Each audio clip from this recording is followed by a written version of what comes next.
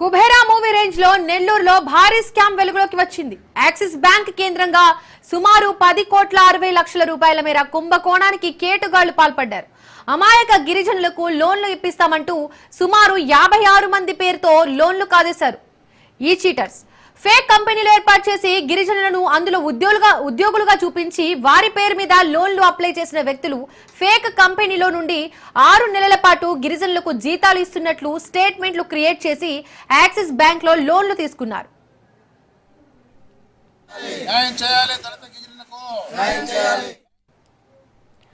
అయితే 2022-24 మధ్య ఈ భారీ స్కామ్ జరిగింది. ఇక లోన్లు కట్టాలంటూ గిరిజనులకు యాక్సిస్ బ్యాంక్ యాజమాన్యం నోటీసులు పంపింది.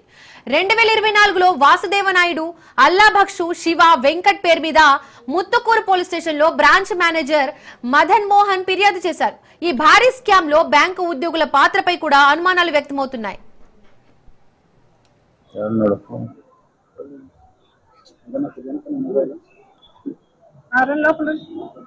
పోలీసుల వైపు నుంచి విచారణ లేదు, అలాగే జిల్లా అధికార యంత్రాంగం వైపు నుంచి కూడా విచారణ లేదంటే దీని వెనక అనేటువంటి విషయాలు మాకు అర్థం కావట్లే. బ్యాంకు వాళ్ళని అడిగితే పోలీసుల మీద చెప్తాయినటువంటి ఎస్సీ ఎస్టీలు మాత్రం నోటీసులు అందుకొని గగ్గోలు పడుతూ వాళ్ళు పోలీసుల చుట్టూ బ్యాంకుల చుట్టూ తయారయ్యారు. దీని వెనుక కొంతమంది ఆర్థిక నేరస్తులు ఉన్నారు. వాళ్ళకి బ్యాంకు వాళ్ళందరూ కూడా ఇక ఈ అంశానికి సంబంధించి మరిన్ని డీటెయిల్స్ అందించడానికి మా ప్రతినిధి చరిత్ కుమార్ లైన్ లో ఉన్నారు. చరిత్ కుమార్, నెల్లూరులో భారీ స్కామ్ కు సంబంధించి డీటెయిల్స్ ఏంటి, బాధితులు ఏమంటున్నారు? Thank you Deepika. ఏదైతే నెల్లూరు జిల్లా ముత్తుకూరు యాక్సిస్ బ్యాంక్ కేంద్రంగా సుమారు 10,60,00,000 రూపాయలు అని బాధితులు చెప్తున్నప్పటికీ అయితే 12 కోట్ల రూపాయల మేర స్కామ్ జరిగినట్టు కూడా గుర్తించారు. అయితే ఈ స్కామ్ 2022-24 క్రమంలో జరిగింది. దీనిపై కూడా ఎఫ్ఐఆర్ నమోదు చేశారు. కానీ ఎక్కడ కూడా విచారణ ముందుకు సాగుతున్నటువంటి పరిస్థితి.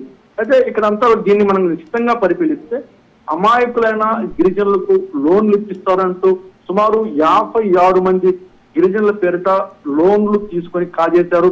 సుమారు 12 కోట్ల రూపాయలు. ఇదంతా కుబేరా సినిమా తరహాలో జరిగింది ఈ స్కామ్. అయితే ఈ స్కామ్ ను మనం పరిశీలించినట్లయితే ప్రధానంగా ఈ స్కామ్ కు సంబంధించి గిరిజనులను టార్గెట్ చేశారు. ఈ ఒక ఫేక్ కంపెనీ, సాఫ్ట్వేర్ కంపెనీగా ఒకటి క్రియేట్ చేశారు. ఈ సాఫ్ట్వేర్ కంపెనీలో గిరిజనుల ఎంప్లాయీస్ గా చూపిస్తూ 6 నెలల పాటు వారికి జీతాలు వేశారు. ఈ జీతాలు వేసి యాక్సిస్ బ్యాంక్ లో వీళ్ళకి జీతాలు పడుతున్నట్లు వీళ్ళు ఎంప్లాయీస్ లాగా వీరిపై అయితే మాత్రం లోన్స్ డ్రా చేశారు. ఒక్కొక్కరి పైన 15 లక్షల రూపాయల దాకా లోన్స్ కాజేసినట్లు కూడా గుర్తించిన పరిస్థితి. అయితే ఏదైతే యాక్సిస్ బ్యాంక్ వీళ్ళు రిటర్న్ చెల్లించకపోవడంతో యాక్సిస్ బ్యాంక్ వీళ్ళకి నోటీసులు పంపింది. నోటీసులు పంపించడంతో బాధితులు లబోదీపం అంటున్నారు. ఇక్కడ ఉన్నటువంటి బాధితులు అందరూ కూడాను ఎస్సీ అంటే గిరిజన, అరుంధతి, హరిజనులు కావడంతో అయితే వీళ్ళ పక్షాన కొన్ని ప్రజా సంఘాలు అయితే నిలబడ్డాయి. ఇప్పటికైనా సరే ఈ కేసు పట్ల సమగ్రమైన విచారణ జరిపి అంటే ఈ స్కామ్ జరగడంలో ఏదైతే 5 మంది వ్యక్తుల్ని ఇక్కడ గుర్తించారో 5 మంది పై కూడా గతంలో కేసు నమోదయ్యింది. అయితే వీళ్ళలో వాసుదేవ నాయుడు, అల్లాభక్షు, శివ, వెంకట్ అనేటటువంటి వ్యక్తులపై అయితే ముత్తుకూరు పోలీస్ స్టేషన్ లో కేసు నమోదైంది. అయితే ఇక్కడ మరొక విషయం, దీంట్లో ఎవరైతే యాక్సిస్ బ్యాంక్ ఎంప్లాయీస్ గా పనిచేస్తున్నారో వీళ్ళ పని కూడా ఉంది, వీళ్ళ ప్రమేయం కూడా ఉంది. లేకపోతే ఇంత పెద్ద ఎత్తున భారీ స్కామ్ జరగదు అంటూ కూడా బాధితులు ఆరోపిస్తున్నటువంటి పరిస్థితి ఉంది. ఇప్పటికైనా సరే పోలీసు ఉన్నతాధికారులు అలాగే ప్రభుత్వం దీనిపై తక్షణమే స్పందించి సుమారు 10 నుంచి 12 కోట్ల రూపాయలు గిరిజనుల పేరు మీద జరిగినటువంటి ఈ స్కామ్ ని బయట పెట్టాలని, ఎవరైతే దీంట్లో నిందితులు ఉన్నారో వీళ్ళని అదుపులోకి తీసుకోవాలని యాక్సిస్ బ్యాంక్ యాజమాన్యం ఏదైతే ఈ గిరిజనులను, అరుంధతులను, బాధితులు ఉన్నారో వీళ్ళని లోన్ కట్టాలనేటటువంటి ఏదైతే ఒత్తిడి తీసుకొస్తున్నారు, ఈ ఒత్తిడిని కూడా నిలుపుదల చేయాలంటే కూడా బాధితులు కోరుకున్న పరిస్థితి ఉందని చెప్పాలి. రైట్ సరే, థ్యాంక్ యూ. దీని వెనుక కొంతమంది ఆర్థిక నేరస్తులు ఉన్నారు. వాళ్ళకి బ్యాంకు వాళ్ళందరూ కూడా